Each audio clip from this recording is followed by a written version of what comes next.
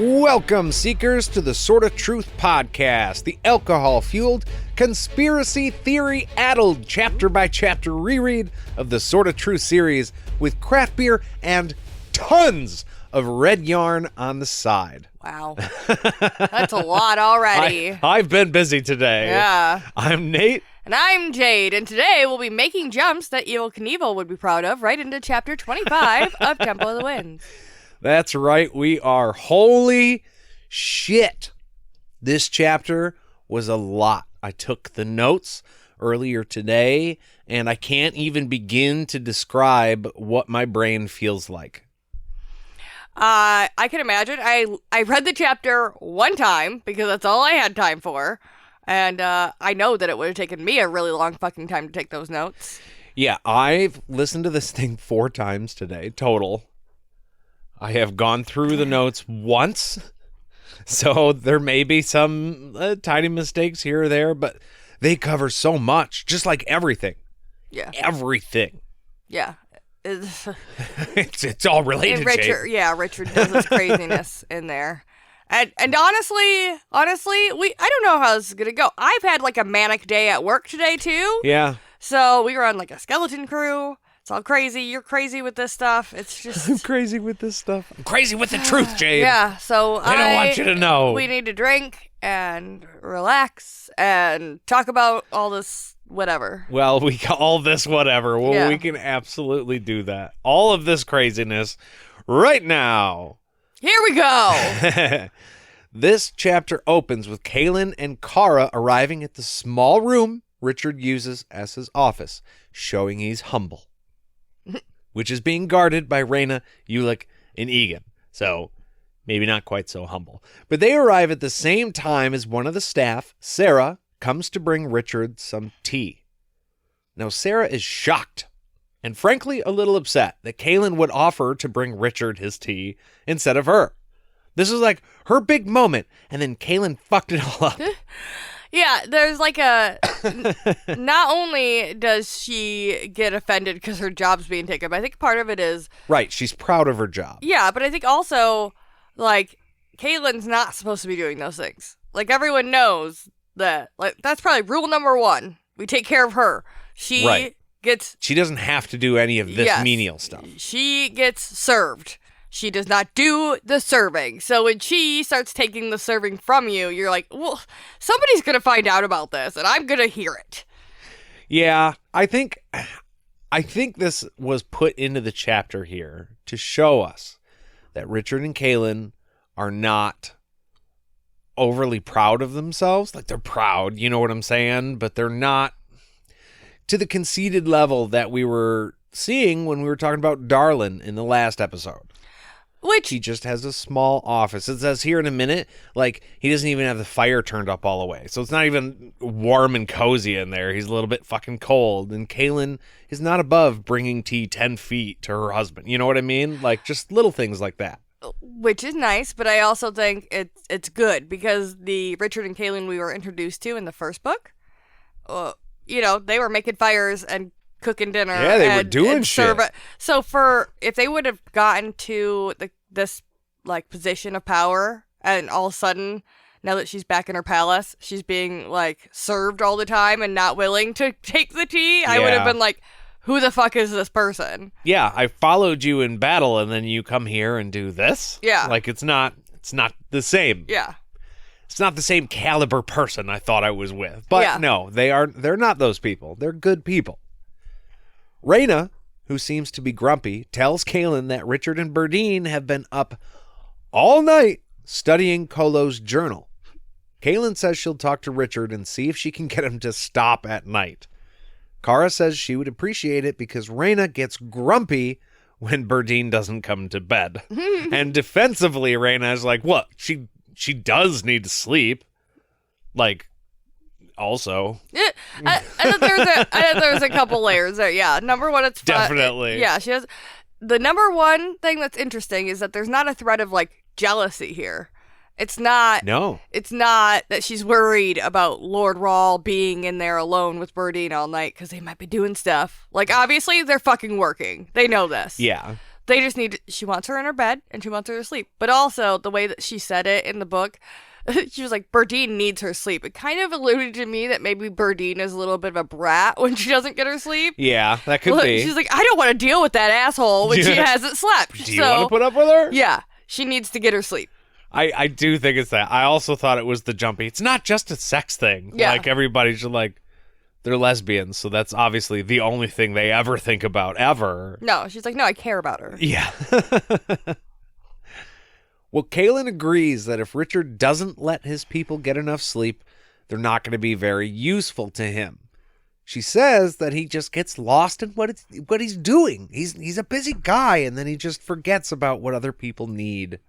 But she'll talk to him about it. Also, what he needs. Like, if you're not sleeping, or if you're not letting your employee go because you guys are working that late into the night, you are not sleeping, and you are going to become unhinged. Your brain's going to take a shot as well. Yeah, whether you think it or not. You think you're fine. You're not. So, the what is it? TLDR, too long, didn't read? Yeah. Employers should take better care of your employees. Absolutely. Recognize what they need, and they will recognize what you need. People need to rest, especially when they work a demanding job. That's right. If they don't rest, they're going to fuck shit up. Or they're just going to have like a mental breakdown, and eventually they're going to come up to you with two big middle fingers and go, fuck you! And then you're not going to get any work out of them. Just saying. I don't know if you can tell, Jade had a rough day at work today. Yeah. Yeah, that's a little related. I think that's what I'm feeling right now, yeah. Yeah, I need a day off. Well, Kaylin enters the room with Richard's tea and hopefully a giant ass bong. She remembers the conversation about how Richard can always tell when it's her coming into a room, and she is going to try and prove him wrong.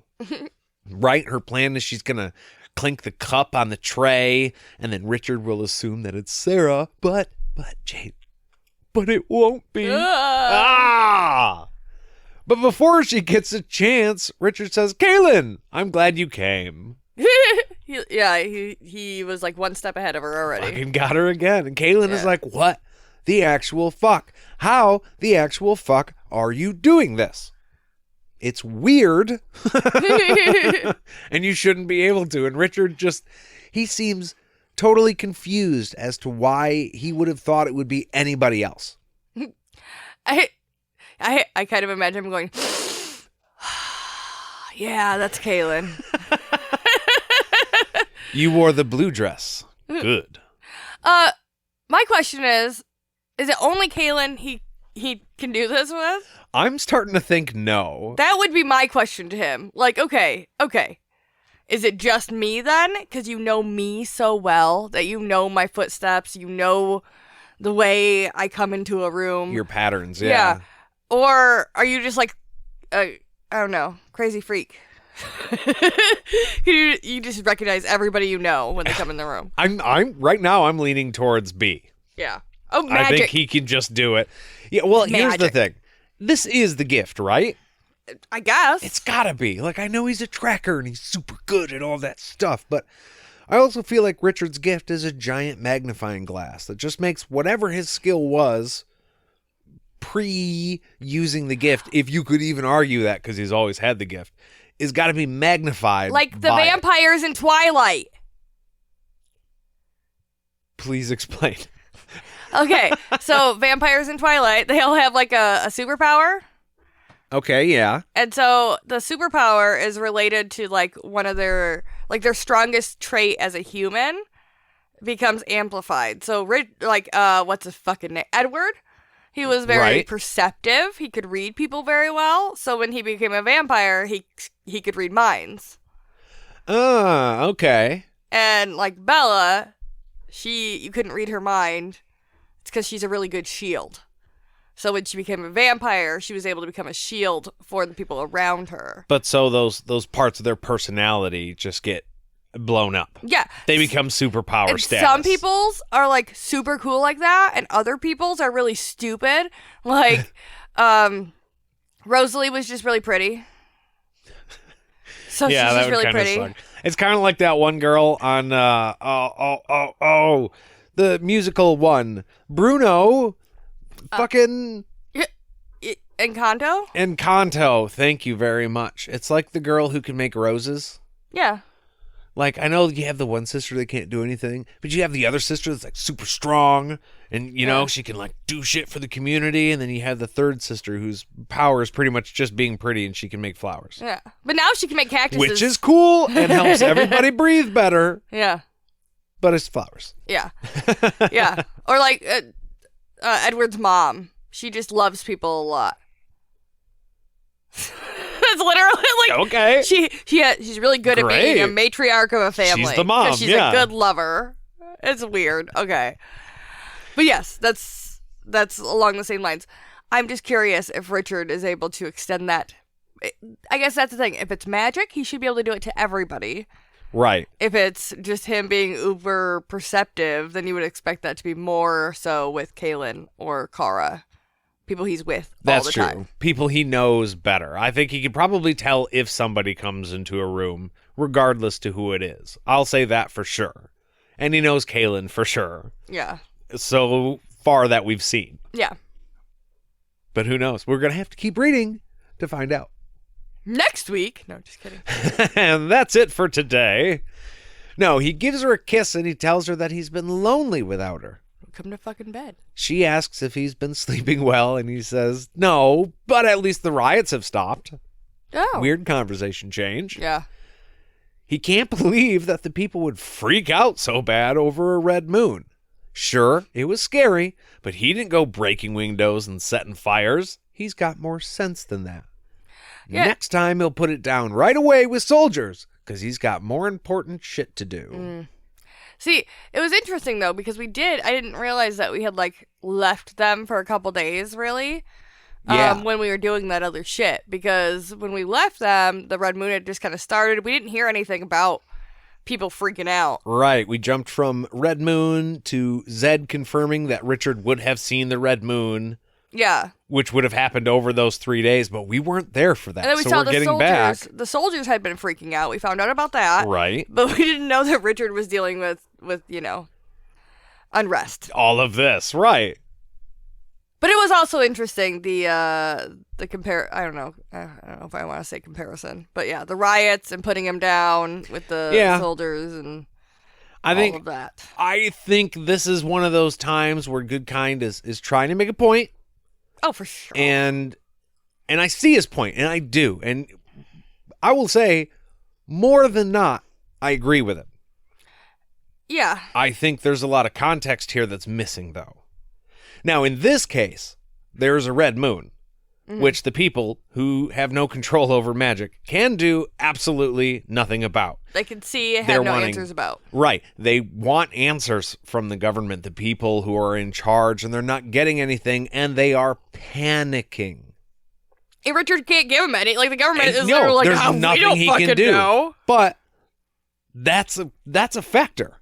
Yeah. It's not good that they're destroying things just because they're panicking over something that they can't help. But I mean, had your protector come out and said something along the lines we're working on it.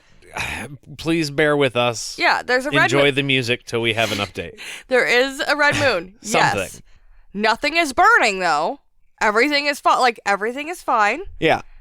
Let's just proceed as normal, and if anything happens, I will let you know. Yeah. You know what? That's actually a really good point. That would have probably gone a long way to help. We don't know that didn't happen, though. No, we don't. We don't. So I'm just going to say that.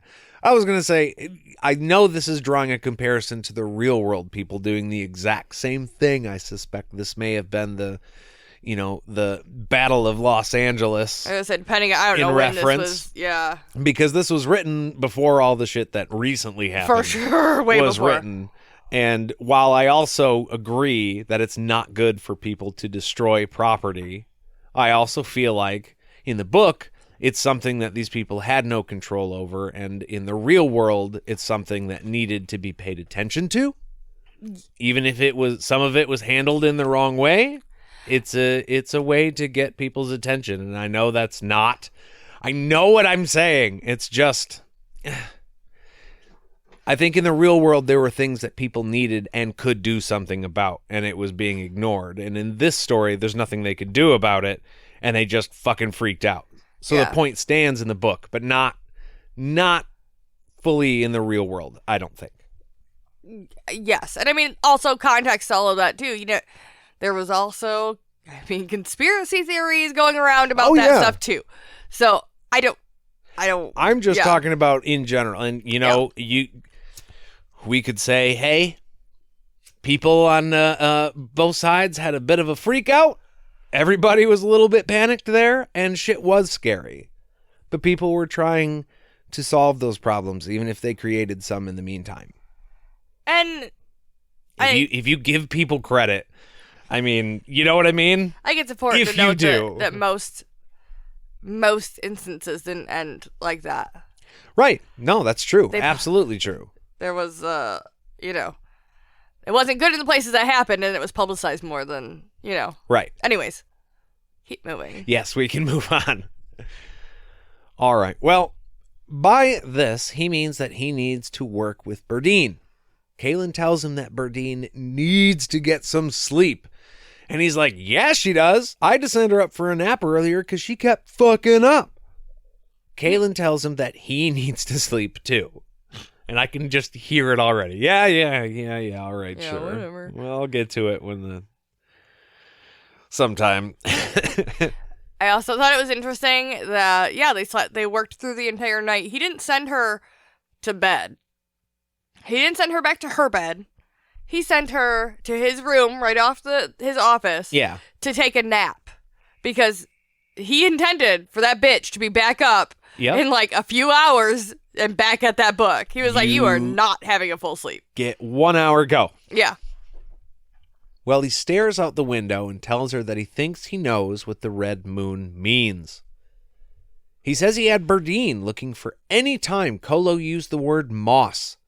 It means wind in High Daharan. Ooh. They've been looking for keywords instead of translating the whole thing in order because they don't have the time. They had to change their tactics. Yeah, and he says this very aggressively. Kaylin does not like this. Well, it's just the way he's like she questioned him, and he was like, I had to change my tactics. Tactics? Your tactics? And she's like, whoa, okay, I was just asking. I thought you were doing it a certain way. Calm down. Take a nap. Well, Kaylin asks if Rog Moss is High Daharan, and Richard confirms that it is. It means divine wind. But he doesn't want to talk about that right now. No. You know what he wants to talk about? He wants to talk about all the crazy shit that's going on behind in the background that you can't see. They don't want you to know. As he slowly pulls out his red yarn. I just thought it was very interesting that we find a instance of the word wind with somebody who's come up recently. Oh, yeah. And there's two prophecies that not really prophecies. We have the thing from Shoda, and then we have the prophecy, both containing the word wind. Uh-huh. One about a solution, one about hunting him. And here's his brother that has something with the wind, and he's completely like, don't want to talk about that, but listen to my crazy theories. It goes even deeper than that. Oh yeah, I'm strapped in. Rog, moss, wind, RM, red moon. It goes deeper and deeper. Sorry. That face you made was just beautiful. You're like, Rose? Say less, Nate. Never mind. What? Never mind. Okay. It was almost a spoiler. I'm going to back it up. I got you. Well, Richard wants to talk about the red moon. Mm-hmm. Kolo seemed really upset when he wrote about it. The keep was in an uproar after being betrayed by a group creatively called the Team. Apparently, the Team were going to be put on trial for their crimes. Now, he's not 100% about what all that's about yet. He's still got to look into it. But then he reads a passage from somewhere that he had previously marked in the book that says, today, one of our most coveted desires, possibly only through the brilliant, tireless work of a team near to 100, has been accomplished. The items most feared lost, should we be overrun, have been protected. A cheer went up from all in the keep when we received word today that we were successful. Some thought it was not possible, but to the astonishment of all, it is done. The Temple of the Winds is gone. Ooh. Yeah. And Kalen's like, okay, I'll bite. Where did it go, Richard? Mm-mm. And he's like, I don't know. It just goes on to talk about how they betrayed basically everybody. But he says, look, Eidharan, it's a weird language. Certain words have different meanings depending on how they're used, but then sometimes, just for extra fun, those words are meant to have multiple meanings. He used his title as the bringer of death as an example. See, death in that phrase has 3 meanings. The bringer of the underworld, 1. The bringer of spirits, 2. Fucking party time. Not that. The bringer of spirits from the dead. He made sure to clarify. Richard, the bringer of booze. He'd be a lot more popular to me. I think he would. And the bringer of death, like to kill. He brings death. All 3 meanings were intended. So when they say that, you have to take all 3 of those things into context to truly understand what it means. Which is a lot. But Richard thinks that when Kolo writes the word winds, it's the same kind of deal. Sometimes he just means the wind, but sometimes he's talking about the Temple of the Winds. And he's referring to it like he wants to, yeah, I don't know. He went into it like a couple different ways. He was like, it's just discerning it from other temples, but also calling it the winds as itself, and also the wind. Yeah, he's calling it for what it is, exactly. I don't know, it was just funny. But it's just weird that it takes this whole concept to really understand how these words work. Yes. Yeah, I don't know a lot about... I think that's what it is, though. It's the concept behind the language that he's struggling with, not necessarily the translation of the language. This is why it's taking so long. Yeah. But Kalen is like, wait, are you saying that a temple is hunting you? Because, like, that would be batshit crazy wackadoodle, right? But Richard, he is waiting for this, and he tells her that the winds have a sense of perception. So, long story short, yes. And insert a jade eye squint and head shake here. So we're talking about, like, the clouds. You know how in, like, a lot of cartoons, the clouds are depicted as, like, like dudes? Yeah. And they, like, blow at each other. Like the east wind, the west wind, north and south. All the winds are clouds. And the clouds blow. Dudes? No. Where's this going? They get mad at each other and they blow. And they blow each other. No.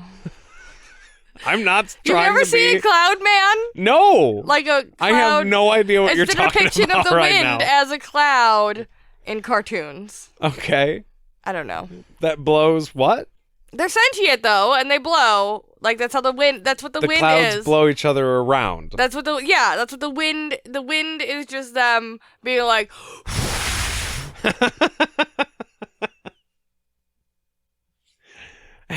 Okay, you're gonna have to slow it down just for my sake. How does that tie in? They're sentient. No. Okay.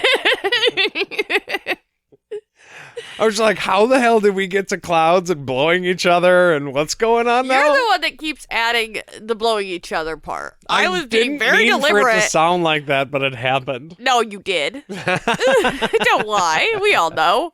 We all know you. I think maybe I need to take just a bit of a break. I agree with that. What do you think? I need to fill a drink here. Time for the beer break. So, today, we are drinking Zombie Killer. Zombie killer. It's from Bee Nectar. It's hard cider with honey and cherry. It is a cider, for sure. There's a lot going on the can. Yeah. So I don't blame you for having trouble trying to locate everything. Yeah, there's a cherry that is looks like a sword, samurai sword. Ding, a zombie apple. So 5.5% and gluten free. Oh, well, there you go. Yeah. Yeah, it was pretty good. Ciders are harder for me to drink sometimes because they're sweet. Like a lot of sweet in your face. See, I love the sweet. I can't get enough sweet. It's the tartness Maybe that's what it that is. makes a cider or breaks one for me, I think. Maybe that's what it is. There's something about it that I'm like, my stomach's going to hurt if I drink too many of these. At a certain point, when it gets like thicker than a cider should normally be, that's where I'm starting to be like, okay, maybe it's too much. Yeah. And for whatever reason, I don't know, I feel like the tartness of it like goes right along with that. Yeah. And this one has a good amount of tart because you got the cherry in there too, but and it is pretty good. a little thicker too. It is. But it's a pretty good drinker, but that's probably why it only comes in 4-packs. That's true. You don't need a ton of it. Yeah. They're like, here, this will sit you. That's all you need. So it's pretty good. If you're looking for one, it's a fun can at the very least. Yeah, you'll find it. If you're looking for it, you will definitely find it. But I'm going to get me some more, and then we'll be right back after this.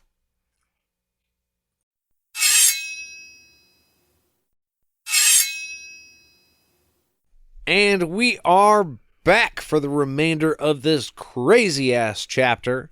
Speaking of crazy-ass, Kaylin had just basically called Richard a wackadoodle for his belief that the temple is sentient and it is actually hunting him.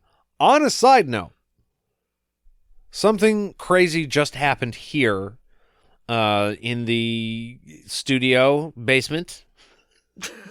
Whatever it is. So we were going to get a refill of the beer, and this is just a super fast aside. And we realized we didn't have any more beer. But, you know, we've got bottles here and there, and we've got some wonderful pineapple Fanta because it's delicious. And normally you would mix rum with something like that, but what we had closest to hand was some Maker's Mark whiskey. Mm-hmm. That's what I'm drinking now. And so right now, Jade is sipping on a Maker's Mark and pineapple Fanta cocktail. And I think it's fine. I'm going to finish it, and then I think it's even better after that. I think you just needed to have plenty of pineapple to outdo the whiskey. Yeah. And then, yes, it's totally passable. Yeah. After But while you were doing it, yeah, I was just like, what did you, but you can't, but why? Yeah, like I literally just said to you, I don't know what we for some reason my brain was just like, we don't have any other alcohol, we only drink whiskey now. Even though we have literally 2 bottles of rum right here in front of me and then multiple bottles upstairs. That's right. For all the pirate fans, the rum is not gone. No, and that is more of a tropical beverage than Maker's Mark. I just wanted to illuminate that. I am impressed, though. It is not that bad. No, and I'm going to drink it. And if you don't want to share my Maker's Mark and pineapple, you can make yourself a rum and pineapple. I'm curious, what's your guys' worst cocktail mix? Either a bad go-to that you just keep around because maybe on a rainy day you'll want it or need it, or is there one that you were, I don't want to say forced to drink, but one like you went to a party and it was just the worst shit ever? You know what's always weird to me? My aunt always has Mountain Dew and Captain Morgan. Yeah. I always thought that was the weirdest thing. Now, I found out recently that, or I didn't find out, but I read on the internet that Mountain Dew was made to be mixed with whiskey? What? I don't know. I read something along those lines, and then I was like, oh, maybe that's why my aunt uses it as a mixer, but I think it's weird. Yeah, I think it is a little weird too, but I suppose I've never tried it, so maybe I should do that before I knock it. I think Aunt Sandy's made you drink a Mountain Dew and Sailor at some point. You know what? Yeah, you're probably right. All right, let's move this along. Me and Sandy are rum buddies. Yes. Okay, all right. Back to the chapter. So, Richard basically says, yeah, he believes that the Temple of the Winds might actually be sentient. And Kalen's like it's coming after you? And he's like, well, it's kind of dumb when you say it that way. It's cooler in High Daharan, but yeah, I think it's actually hunting me. I think also when you say the word sentient, you need to keep in mind that you have things that are like sentient like humans, and then you have things that are sentient like a small amoeba. Yeah, that's true. Like very small dumb things are sentient also. They don't know that much. Yeah. They work on instinct, and that's all. Okay. That's true. Well, Kalen is really starting to question whether or not Richard is losing his fucking mind right now, due to exhaustion, most likely. Yeah. Now, it's impossible for a building to be sentient. It's a building, right? Richard doesn't think so. The keep keeps people out all the time. Literally right there in the name. And Kalen says, so do leg traps, but it doesn't mean that they're fucking alive. Yeah, that's a very true point. And then with concern, I imagine, she's like, those are shields, Richard. You're talking about shields, right? Like, come on, let's keep this in reality, buddy. It's like you're talking to a friend and they're like, my house is alive. And you're like, okay. But you mean you have like Alexa or Google or in your house, right? It's alive with life and the what am I trying to say? With your family. Yeah. Like, alive with feeling. Love. No. Live, laugh, love. Yeah. No, but it'd be like, remember that? They'd be like, no, it talks to me. There was that Disney Channel movie about Smart House that became like crazy. But like, if your friend is just like, yeah, my house is smart. I have a smart house, and you're like, yeah, but you just have an Alexa. It's not like your house can do shit. It doesn't have a brain. Yeah, like, literally. There's a computer in there. Yeah, that's all. But Richard says it's like yes and no, kinda. It's more than just a shield. Shields only block stuff. The temple can think. It can decide things. Kalen bites again. So like an Alexa. Right. It can do small tasks. I had one answer the phone for me the other day. It was weird. Oh, really? Yeah, and then I did nothing. Said this is the Amazon assistant answering the phone. And you're like, cool. Hello? Nothing? Yeah. That's weird. That's fucking weird. Well, Kalen bites again. She says, okay, Richard, what can it decide? Like, she's like, okay, just, yeah, lay it on me. This is what you have to do with Richard, though. You just have to kind of not try to figure it out. Just let him give it to you. That's right. We've talked so many times about people asking Richard, but how is that possible? It's just like, no, you just can't. He says when Kolo wrote about the moon, that's when he said that the team had betrayed them, i.e., the Temple of the Winds made the moon turn red. Yeah, see how you got there. Totally. And at this point is when Kalen says, Richard, I won't even ask how that's possible. She is over it. And thank you, Kalen. We all know how this goes by now. I appreciate your foresight and being like, you know what? We're not going to make the readers read all of that back again. So let's just skip this part and say for your sake, for argument's sake, that you're right. Why the hell would it send a warning? Yeah. Well, he says, think about it. I can get through the shields at the keep because I have enough magic. What if somebody that wanted to do harm and had enough magic as well tried to get into the keep? What do we do then? And Kalen says, oh, there's nothing to do at that point. They fucking got in. I mean, i.e., beginning of this book. Right, exactly. Holy fuck. Yes, exactly. He's all like, what if? And we're like, but it happened. Yeah. Richard says he thinks that the Temple of the Winds can do more than just that. It can tell that it's been violated and sends a warning. Kaylin whispers, the Red Moon. Richard says, hey, it makes sense. The word violated really makes it. You're like, oh, it's been violated. Shit. Yeah. Somebody really send up the flares. Yeah. Well, that Red makes flags. it intimate. You know what I mean? Yeah. Somebody got in there that wasn't supposed to get in there. That's a violation. Yeah. That's a shot. That's a shot. I don't know why I picture the temple as being sentient. Somebody goes in the front door and like it grows arms on the side and holds out the ticket that they, showed you. That's a shot. Nope, that's a shot. That's a shot. Well, Kaylin gently tells Richard that he needs to get some sleep.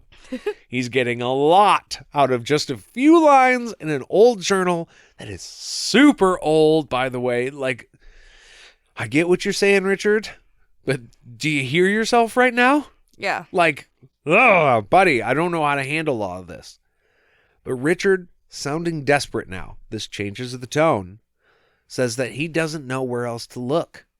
Ch.25 said the wind was hunting him, and he doesn't need to go to sleep right now to have nightmares. And he gets real intense there. Kaylin's like trying to be loving, and he like slaps her hand off of him and gets all, ah!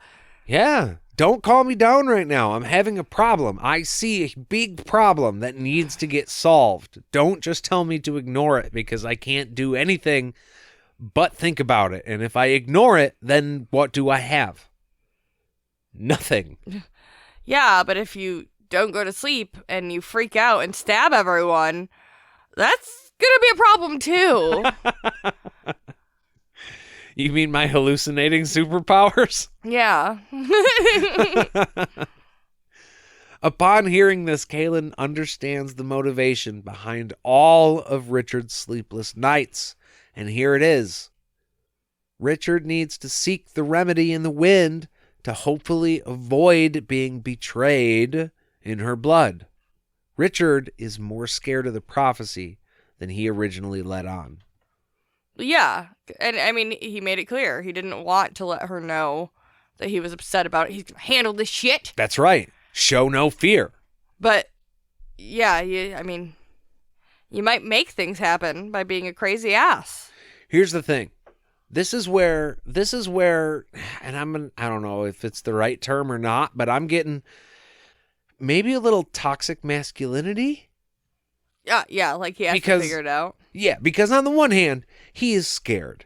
He doesn't want anything to happen to him and Kaylin. And so because of that, he is going to work his ass off past the point of exhaustion to solve this problem so that him and Kaylin are good. And I am 1,000% on board with that. However, I also feel like this is Richard not telling anybody what's going on inside of his brain. And I mean, from personal experience, if you don't communicate with the people around you, then they don't know where you're at, and it makes it hard. It makes it difficult for people around you to deal with you if they don't understand where you're coming from. So when they're like, Richard, why the fuck aren't you going to sleep? He's not saying, because I'm fucking scared. I'm fucking terrified. I need help, and I'm trying to figure all this out, and I'm in over my head, and I'm losing my goddamn mind. Because if he said that, then Kaylin could just give him a fucking hug and be like, dude, I get it. We'll figure it out. We need you at 100% for us to fix this, and we're going to do it together. Don't worry, big guy. Same team. And that's what he needs to hear, but he's not going to get that right now because he's going all crazy pants, even though he's making sense. But you know what I'm saying. To be fair, this whole book has been everyone deciding to just keep shit to themselves because it'll make it more difficult for everyone else to know the truth, even though it won't. That's right. It won't. Just going to keep compounding. Yeah. Well, someone knocks at the door and Richard's like, what? I just like I totally punched the mic when I did that. This reminds me of Scotland, when the very nice man behind the counter called our kids to get them out of their room in the morning to come down for breakfast. It was very funny. And my older son, who is like me and does not like to wake up in the morning, answered the phone by saying, "What?"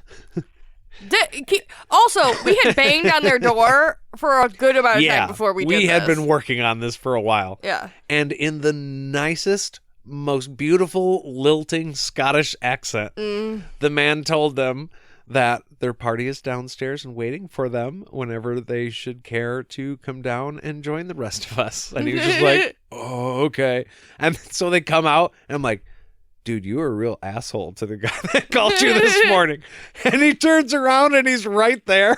It's like, sorry, I was tired. And of course, Nate was joking because the guy had, like, it was the highlight of his day to call some young American teenager. Oh, yeah. And be like, "Get the fuck out of your bed." I'm going to give him shit. Also, to be fair, when we went down there and went, "We need the keys to our children's room," he went, "How old are your kids?" Yeah. "You have kids in their own room?"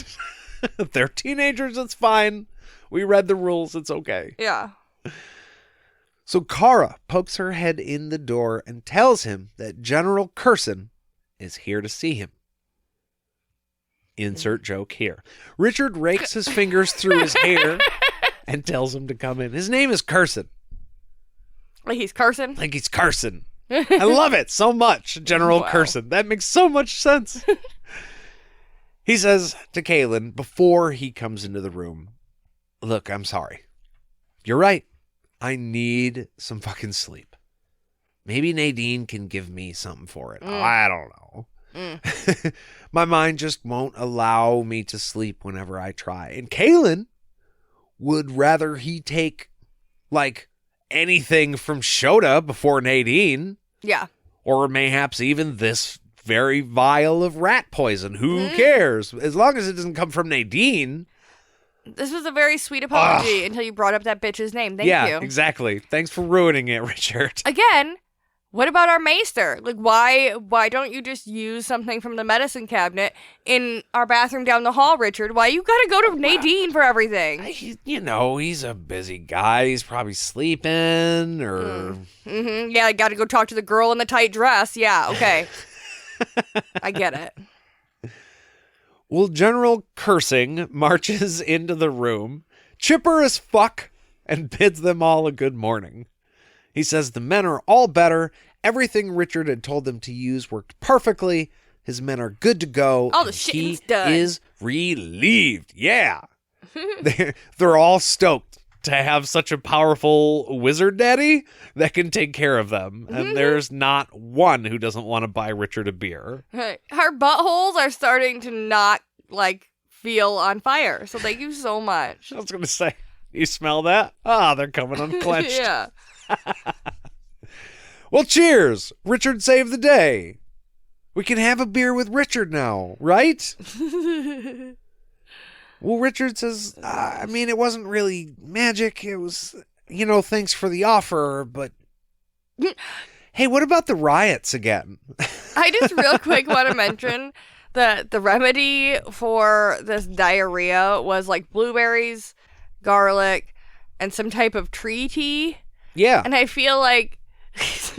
It probably didn't we looked this up. It's legit. It probably didn't smell great before that, but then it turned to, like, weird blueberry garlic tea smell from everybody's buttholes. I feel like that would be more unsettling. Yikes. Sorry, continue about the riots. That just, wow. Yeah, it gets worse the more you think about it. Yeah. Very pungent things, all of those. Well, Richard is told that the riots had stopped once the red moon went back to normal. People pretty much calmed down after that. And that's it about the riots. As far as we know, I'm sure there will be more in the future, but as far as Richard is concerned right now, they're done. It's just interesting that something as, I get red moons, like that stuff's creepy, especially when you don't have, like, science back in days like this. You're like Yeah. watching the sky all the time. But I don't know. There's weird shit in our sky. Like we live in Michigan, so you see weird shit all the time. Oh, yeah. And I don't know. I feel like people would be freaking out a lot. That ain't no government airplane. You hear me? No, sorry. Why are there colors dancing in the sky? I don't understand. We're all gonna die. Take all the shit from Save-A-Lot. Now, General Naughty Words has one more thing to report to Richard. It gets better. But he's having a hard time saying it in front of Kaylin. He says a woman was murdered last night. A woman who took money in return for, and Kaylin's like, a whore? Did you mean a whore? Bam, just rip that Band-Aid right off there, buddy. She says, I'm a grown-ass woman. I'm not going to faint, okay? Yeah. I've I seen love some it. shit. This has got a big, burly, tough guy. But, like, it's funny the way that men would assume that a woman would react to harsh language, let's say. And really, the man is just as faint as he's assuming the woman would be about the whole topic. It makes him that uncomfortable. Like, dude, just, like, that's another adult. You can say words to another adult. If they don't like a word, they'll get over it. But, I mean, hey, especially Daharans. Depending on the word. No, Sorry. I'm just saying, Daharans especially are taken as they're like little boys and then trained up super hard. So they don't really get to spend a lot of time around women who probably aren't whores. So you probably don't know how to talk to like women of any type of class about situations like this, because you're like, I don't know how the fuck you would handle this. And most wouldn't handle it like Kaylin does either. That's also true. They would probably just let the man do what he thought is polite and wouldn't say much about it. Excuse me, I'll leave the room while the men are talking. You can have men are talking. your brandy and your cigarettes, and I will excuse myself to the washroom and help. Because that's woman's work. Wow. Or whatever. Or whatever. Well, Richard asks how she died. And, this is what we all know. They're talking about Rosa. Mm-hmm. Right? This is her from the last chapter. Yeah. And the general says, very uncomfortably, I might add, that, look, he's seen a lot of dead bodies, but none have ever made him vomit like this one did. Which always says a lot. Like, when, I don't know, in, like, TV shows and stuff, too, or when you're watching, like, a documentary and you have seasoned investigators who are like, I've seen some shit, and this one was bad. You know it's not good. Yeah. Which is, the definition of bad, but whatever. Which is the definition. You're absolutely right. Yeah. But no, that is the trope. Like, I have never in all my years, et cetera, et cetera, et cetera. This is the worst it's ever been. Yeah, this is it. Well, when Richard asks for details, General Potty Mouth cursing of the F division. Wow. I'm sorry. That's the last one. That's the last one. Okay. I just had to. I was just like, oh, it's going to make me laugh, so. Glances at Kaylin like, please just give this one to me. He's too damn shy to say it in front of her. So he puts his arm around Richard's shoulder and, like, pulls him aside. Now, Kaylin can't hear what they say.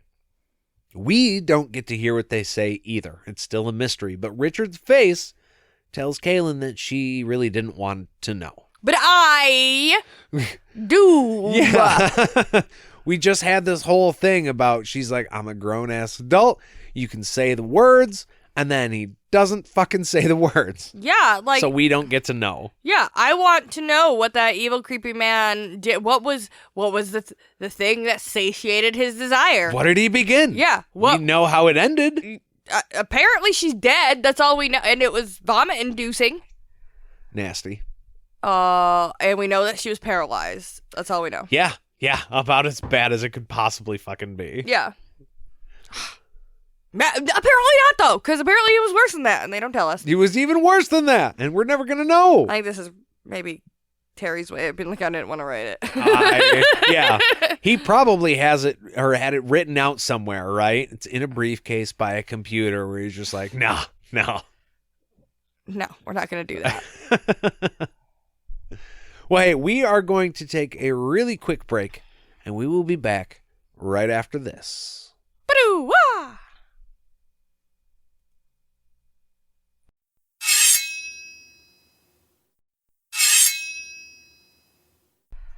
And we are back for the final conclusion of Chapter 25, Temple of the Winds. Yeah. Was that cool? Yeah. Sorry. And scene. Cut to Richard staring into the fireplace, asking why in the fuck this information is being brought to him. Kirsten tells him that it was actually Dreffin who found the woman. And we all thought that was weird. Yeah. Just thought you should know. When he asks why Dreffin was there... You say that very much calmer than he did. Oh, yeah. 100%. Why was Dreffin there? Wow. Yeah. Compressor's going to have a hard time with that one. Yeah, well, that's how Richard said it. That's what, like, the book, he says, and Richard asked calmly why Dreffin was there. Yeah. And then Jade has just performed the movie version of how that would go. Yeah, Exactly. Well, Kirsten said he asked. And then Dreffin kindly told him to fuck off. Which pretty much was the end of it. Like, it's none of your business. So, bye. Which is like the worst way to answer that. If you're not doing anything sus there, then tell me. Yeah. And if you are, then you're going to tell me to fuck off. So it might be your right to plead the fifth, but it also makes you look guilty as fuck. Yeah. Richard grabs his cloak and demands that he be taken to the place where Dreffin was. But Kaylin pumps the brakes. She reminds him that there are still representatives waiting to talk to Richard about their surrender. She's like, whoa, I had a thing I was going to talk to you about. I didn't even get a chance. There's some whole other shit going on right now. When he suggests that she just take care of it, she's like, I can. But more than a few of the reps are going to be relieved because, Richard, you fucking terrify those people. And he's like, why? I'm not going to hurt them. Big friendly dope. She's like, dude, he's being very, what's the term I'm looking for? Not aware? Oblivious? Yeah, oblivious of the situation that the rest of those people are in. Yeah. Kaylin's like, do you remember when you told them that you would literally destroy them if they chose to join up with the Imperial Order? Yeah?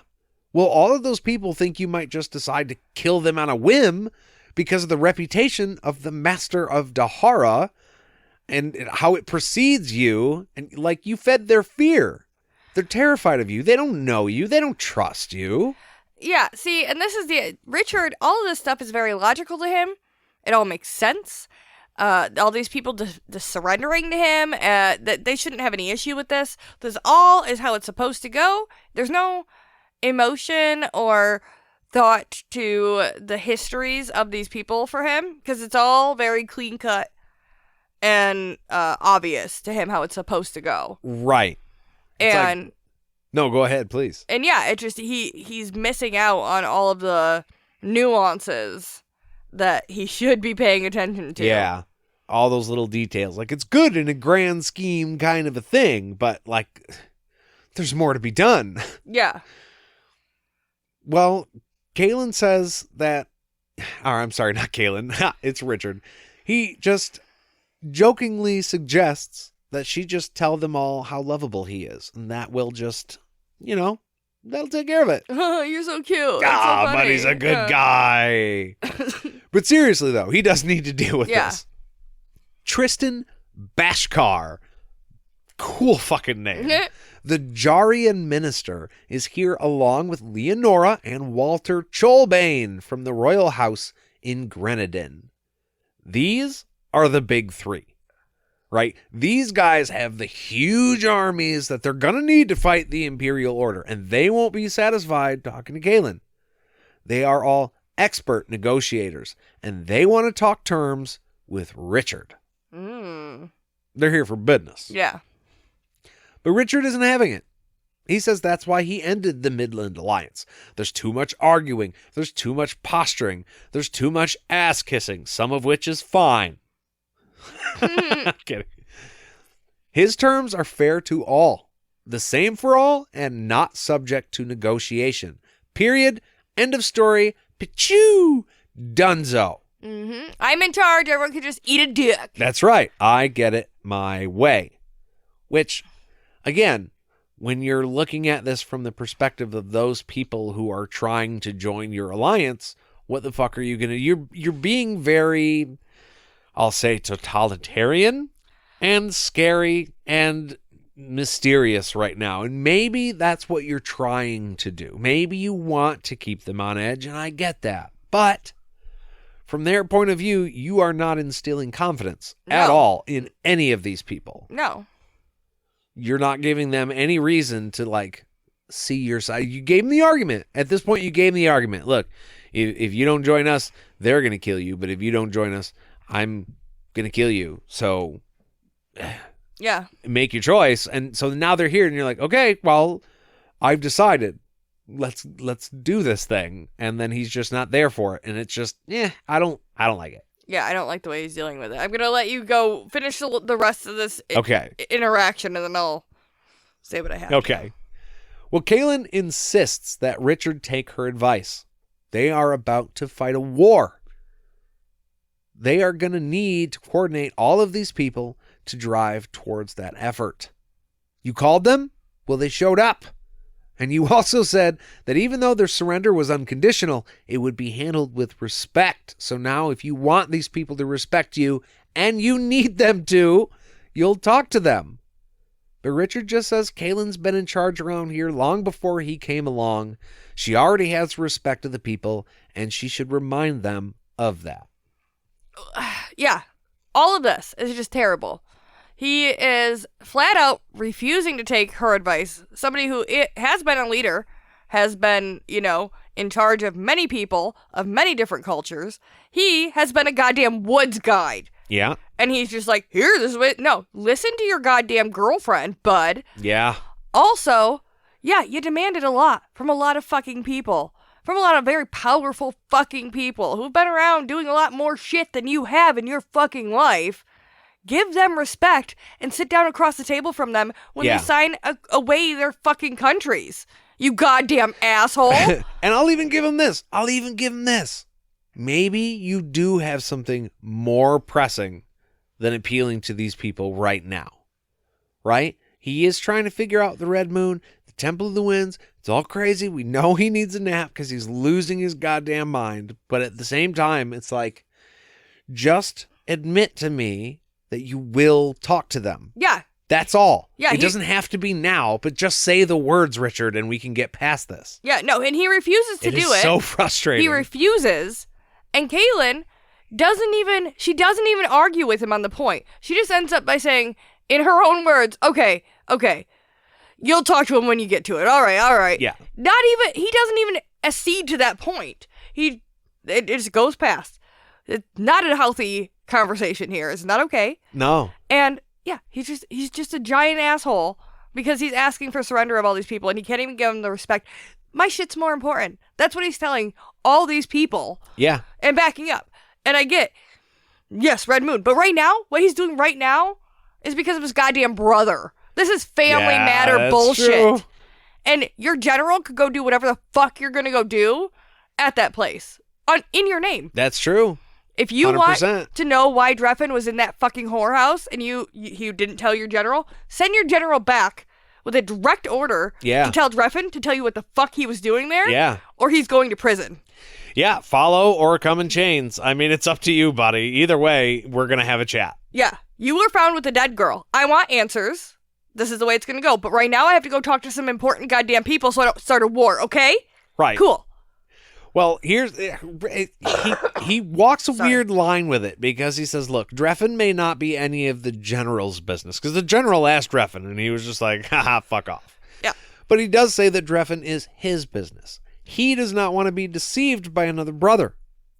Plus, if Dreffin's already got women all over him, if he catches something from those whores and brings it back here, then it is my business. By the way, we were saying prostitutes in the last chapter. Kaylin said whore once, and then everybody is just like, whore. That's the term we're going with is whore. Yeah, it's the meaning. It is, right? Yeah. I'm like, okay, fine, but they're prostitutes. We don't gonna be like, those are the dregs of society. Sex workers. They're not. Yeah. No. It's not the oldest profession for nothing. You know what I mean?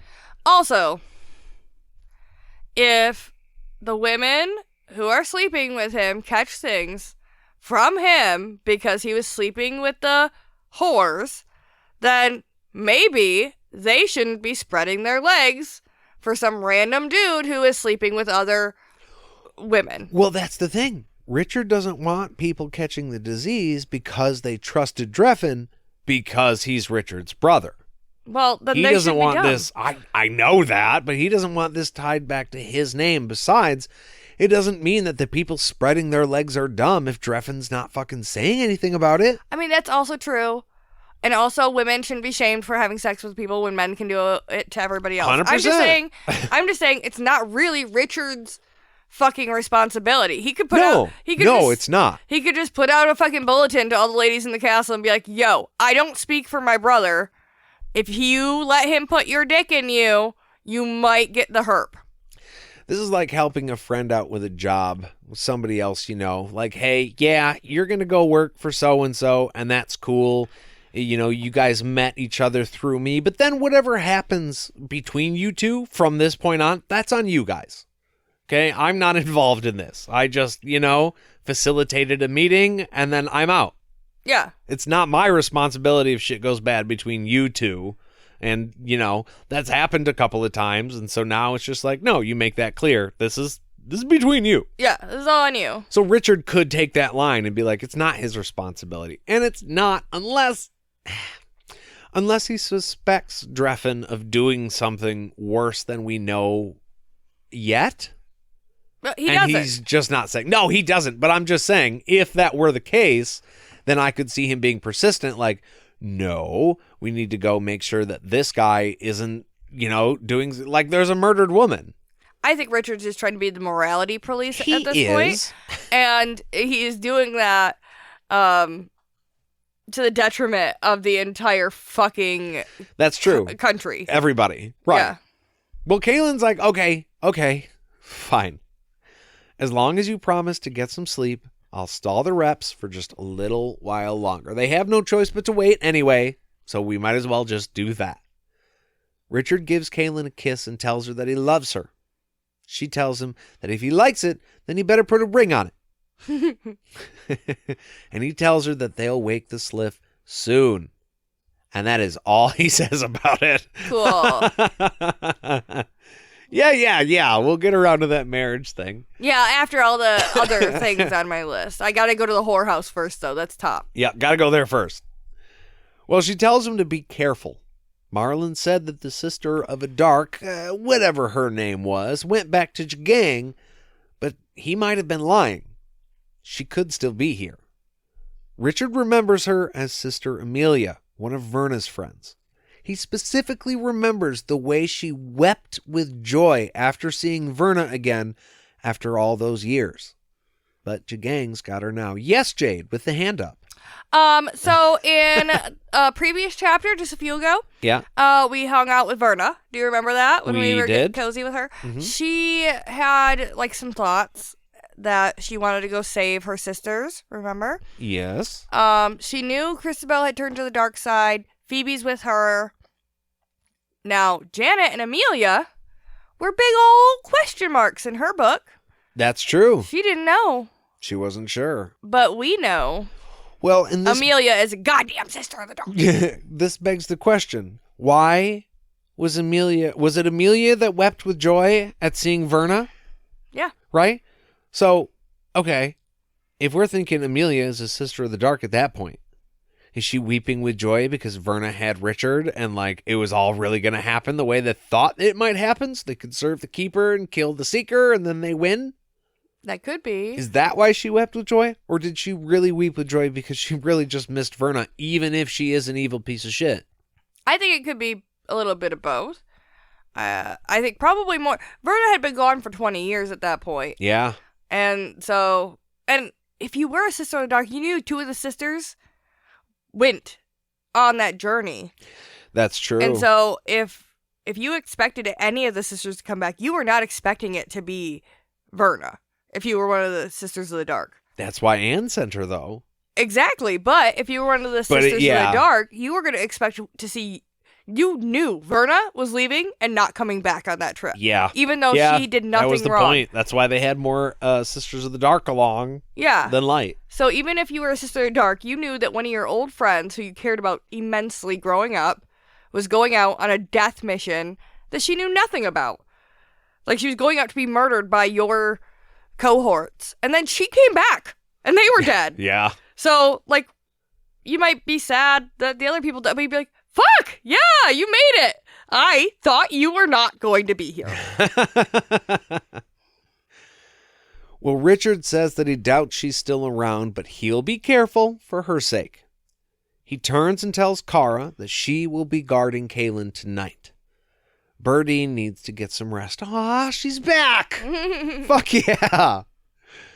Raina, Ulick, and Egan will be going with him, and Kara tells him that she will keep her safe. And he looks at her and says, I know you will. But that's not going to get you out of your punishment. And she betrays no emotion whatsoever and says, yes, Lord Rawl. Oh, but this does show Richard has come back around with Kara, and he now trusts her with his most prized possession. So we're all good. He gave her some rope. Possession. and she, yeah. And, you know, she did something that upset him, that put Kaylin at risk. You know, kind of. Me and Jade have had that conversation already. But now that he took the rope away, he's been giving her a little bit more and a little bit more. And, you know, that analogy is like you give children rope when they're good. You let them do their own thing because they're doing, you know, they're getting good grades in school. You give them the freedom. You can stay up a little bit later. Yes, you can go hang out with your friends tonight or whatever. But then they start fucking up and you're like, okay, well, you got to cinch that up a little bit. We got to keep a tighter watch. I got to keep you closer and keep an eye on it. And now she's getting that trust back, which is such a big fucking deal for Kara. And we know that. And that's why it's really nice that they added this here.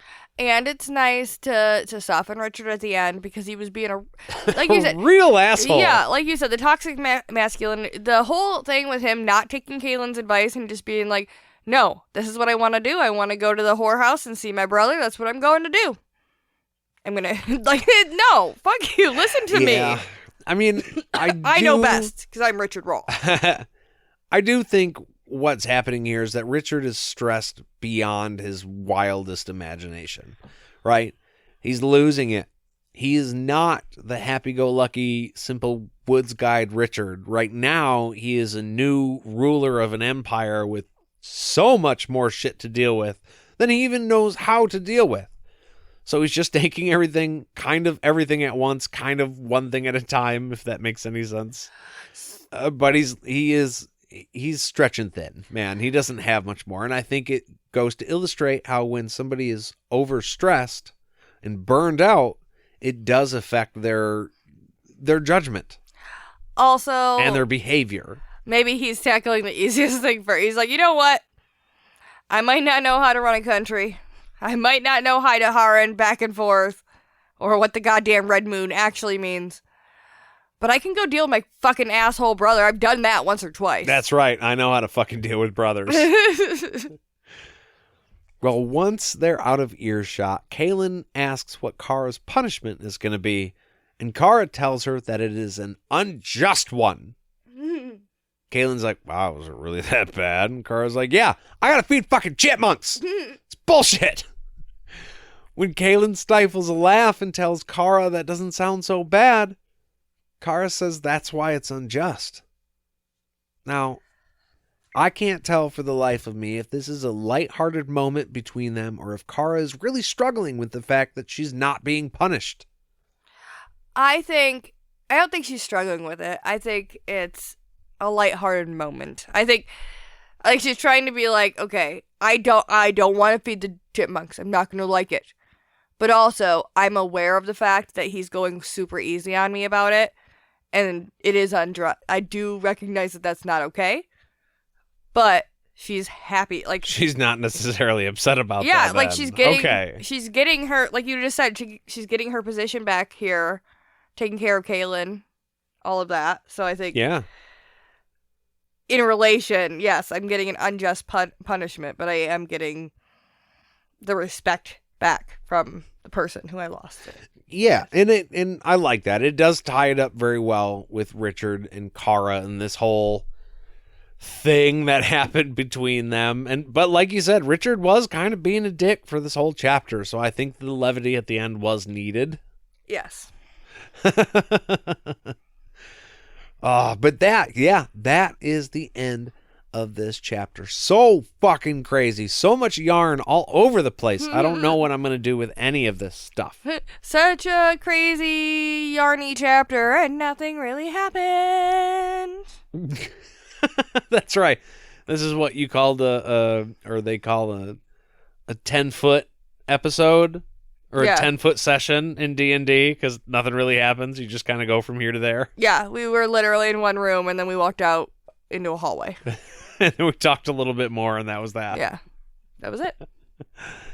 Nobody even drank the tea. Nobody drank the tea. Just got cold. Yeah. Sarah's like, damn it. What a waste. They would have drank it if I would have gave it to them. So I would have poured it into a glass so I could have it. If you guys enjoyed this episode, you can write in your journey books to podcastatt@gmail.com or find us on any of the social medias. If you would like to directly support this show, you can at patreon.com/podcastatt.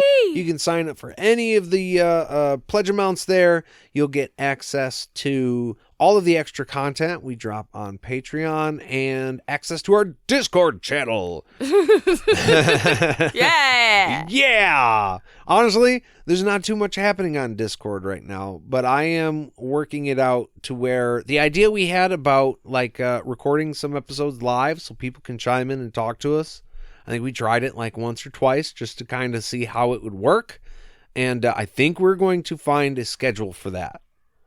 That would be great. Just as soon as we can. So that is definitely coming for all of our patrons because we love you guys so much. Yeah, well, we're trying to be recording on Monday nights, pretty much. I would like to have recorded before Monday if we could, but Monday is like our emergency. Haven't been able to get it done. Sunday is what we would like shoot for, but yeah. But Monday is last minute recording time. Like we're doing tonight. Yeah. To make sure that all you lovely people get to hear our voices. That's right. I don't like having late episodes. It's important. People are waiting for us out there. So I got to make sure they get it. Yeah. Well, thank you guys again so much for listening. We really do appreciate every single one of you. We will see you real soon. Bye.